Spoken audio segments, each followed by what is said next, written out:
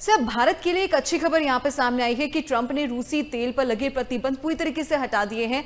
17 जून जो है तारीख बढ़ा दी गई है और इसका भारत पर किस तरीके से असर पड़ सकता है वो आपसे समझना चाहेंगे। दिवाली जी, ट्रंप ने जो किया है भारत के पे एहसान करके नहीं किया, ट्रंप ने खुद पे एहसान किया। कारण क्या है जी। कि देखिए, ये युद्ध के बादल मंडरा रहे थे तो प्रति बैरल तेल की कीमतें $10 और बढ़ गई थी और अपेक्षा ये थी कि ये कीमतें और बढ़ेंगी। अब इससे बचने के लिए ट्रंप ने एक चाल चली। ट्रंप ने कहा ठीक है जी, फिलहाल रूसी तेल पे कोई सैंक्शन नहीं है, रूसी तेल मार्केट में आएगा। क्यों, क्या होगा जब रूसी तेल मार्केट में आता है तो तेल की जो मात्रा है मार्केट में जो आएगी वो बढ़ेगी जी। और उस बढ़े हुए तेल की मात्रा से जो कीमतें 140 या $150 प्रति बैरल ना जाके 120-25 पे रुक जाएगी। तो ट्रंप अपनी युद्ध नीति को सपोर्ट करने के लिए काम कर रहा है। ऐसा नहीं कि भारत का बहुत बड़ा एहसान कर रहा। देखिए, भारत तब भी रशियन तेल खरीद सकता था, बस एक फायदा होगा भारत को। पहले ये प्रावधान था जब ये हटा था कि आपको रुपयों में रुपयों रशियन तेल नहीं खरीद सकते थे, आपको डॉलरों में खरीदना पड़ता। अब ये जो प्रावधान वापस आया है, जो अपने 17 जून तक बात करें, इसके होते हुए अब आप रुपयों में भी तेल खरीद सकते हो। तो बहुमूल्य विदेशी मुद्रा जो हम तेल खर्च खरीदने में लगाते हैं वो हमारी बढ़ जाती है। और कहीं ना कहीं आपको ये भी समझना पड़ेगा और ट्रंप को ये भी समझना पड़ेगा कि रशिया के तेल के बिना अब दुनिया का गुजारा नहीं होगा। ये उनके सैंक्शन लगाने वाली बात नहीं है, क्योंकि अगर रशिया का तेल का मार्केट में नहीं आएगा दुनिया का गुजारा नहीं होने वाला जी। जो मिडिल ईस्ट में परिस्थितियां बनी है, जी। अब ये कब फट जाए, कितना फट जाए और किस हद तक फट जाए, कुछ नहीं पता। मतलब बद से बदतर परिस्थिति को भी आप अभी नजरअंदाज नहीं कर सकते। रशिया का तेल दुनिया को बचा रहा है, रशिया का तेल अमेरिका को बचा रहा है, रशिया का तेल भारत के लिए फायदेमंद तो है ही है, हमारा तो रशिया भाई है, बट बिल्कुल। पूरा दुनिया के लिए बहुत बहुत संजीवनी बूटी का काम कर रहा है रशिया का तेल। ये ट्रंप को समझना चाहिए और उन्हें अपने ये जो वो जो लगाते हैं ना वो शाही फरमान, अगर उनको कम करके वो लॉजिकली चले तो शायद दुनिया के लिए और उनके लिए, दोनों के लिए बेहतर रहेगा जी। जी। लेकिन सर, अगर डोनाल्ड ट्रंप को लगता है भविष्य में, तो क्या ये जो छूट लेने का फैसला यहाँ पर लिया गया है ये फैसला वापस ट्रंप ले सकते हैं भविष्य में? आपको लगता है ऐसा?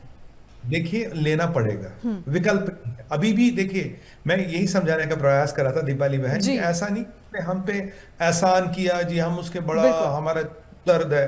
मर कहते हैं ना, एक हिंदी में कहावत है, मरता क्या ना करता।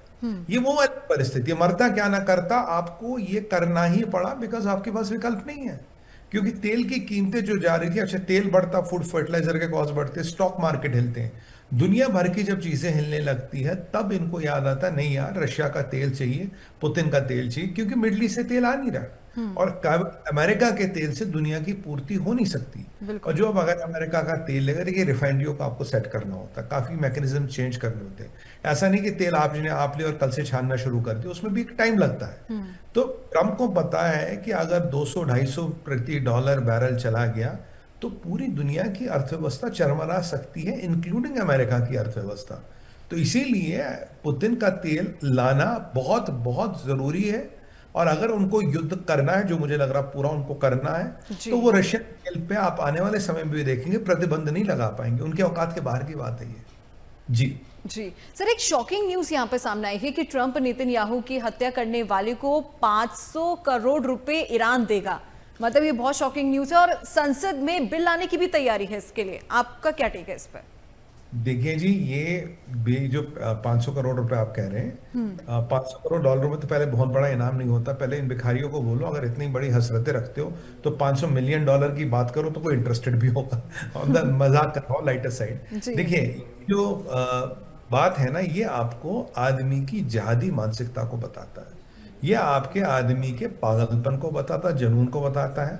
यहाँ आपके लोग पैसे इकट्ठा कर रहे हैं, पैसे इकट्ठा करें भाई, ट्रंप को मारना है, नेतन्याहू को मारना, उसकी मौत की सुपारी का पैसा मस्जिदों में, मोहल्लों में जाके, मतलब दफ्तरों में जाके लोगों से इकट्ठा कर रहे हैं। और यहाँ तो मैंने देखा कि काफी मुल्क ऐसे हैं जहां के लोग इस मिशन में पैसा इकट्ठा करके ईरान भेजना चाहते हैं।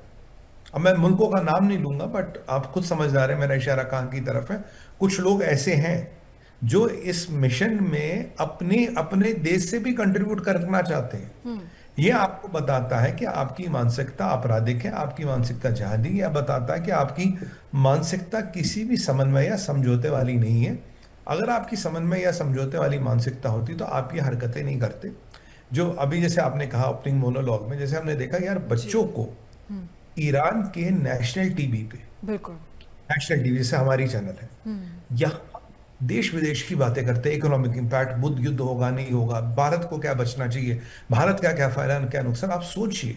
भगवान ना करे, ईश्वर ना करे, इसमें हम बच्चों को बंदूक चलाना सिखाएं, और बिल्कुल। ये वहां नेशनल टीवी पे चल रहा है, बंदूक चलानी सिखा रही महिलाओं को, बच्चों को AK-47 कैसे लोड होती, कैसे असेंबल करना। मुझे बताइए, 6 साल का, 8 साल का, 11 साल का बच्चा क्या बिल्कुल। AK-47 चला, क्या करेगा? यानी कि जो हमास का मॉडल था, देखिए हमास क्या करता है, हमास 11 साल के बच्चे के हाथ में राइफल दे देता है AK-47, कहता जा इजराइली पे हमला कर। अब इजरायली सिपाही पे हमला करेगा, इजरायली सिपाही वापस रिटेलिएट करेगा, बच्चा मर जाएगा। देखिए बच्चा, सिपाही तो ट्रेंड है ना, वो तो मिलिट्री मैन है, वो तो बिल्कुल। Hard and professional. वो बच्चे प्रोफेशनल है, बिल्कुल। को बंदूक चलाई, वापस मारा गया। फिर क्या होता है, इस बच्चे की लाश को दिखाया जाता है, कहता है देखो जी यहूदियों ने हमारे बच्चे मार दिए। और फिर फिर इसका जनाजा बड़ा जोर शोर से निकलता है, और बाकी बच्चों को इसके वीडियो बना बना के दिखाए जाते, देखो ये तुम्हारा साथी था, अब ये जन्नत चला गया, अब ये हूरों के साथ अंगूर खा रहा है, और तुम्हें भी हीरो अगर बनना तो तू इस राह पे चलो। मतलब इस्लाम का दुरुपयोग अगर आप बोले कहीं होता है तो इस्लामिक वर्ल्ड में होता है। और ये इस्लामिक, सो कॉल्ड इस्लामिक संगठन जो अपने आप को इस्लाम के मसीहा और इस्लाम के लिए लड़ने वाले कहते हैं, ये सबसे ज्यादा दुरुपयोग करते हैं। 8-8, 9-9, 10-10 साल के बच्चों को शहीद बनाते हैं। फिर एक जगह इंटरनेशनल प्रोपेगेंडा चलता है, जी यहूदियों ने हमारे बच्चे मारे, काफिरों ने बच्चे मारे। फिर इन बच्चों की वीडियो बना बना के कहते बेटा तुम आओ, तुम भी हीरो बनोगे, तुम भी ऐसे हूर के पास जाओगे। मैंने वीडियो देखे है दीपाली जी, जी। छोटा बच्चा 3 साल का, 4 साल का, उसका खिलौना क्या, RPG। उसका खिलौना है वो, जिसमें वो मिसाइल लगती है ना, और वो देखता है rocket propelled grenade launcher. RPG और मिसाइल और AK-47 बच्चों को खिलौना ला के देते हैं। और एक ड्रामा क्या होता है कि यहूद की गर्दन कैसे काट रहे हैं। आप बच्चों के मन में, जो आपने सही बोला, पढ़ने लिखने के उम्र में आप बिल्कुल। जहर घोट, आप उनको बर्बाद कर रहे हो। आप आने वाली सभ्यता, आने वाली जनरेशन को तबाह, क्या उनकी जड़ों को खाली कर रहे हो। ये करते क्यों? केवल सत्ता में रहने के लिए, और इस्लाम का दुरुपयोग करो और अपनी दुकान चलाते रहो। इनका सिंपल मोटिव ये है।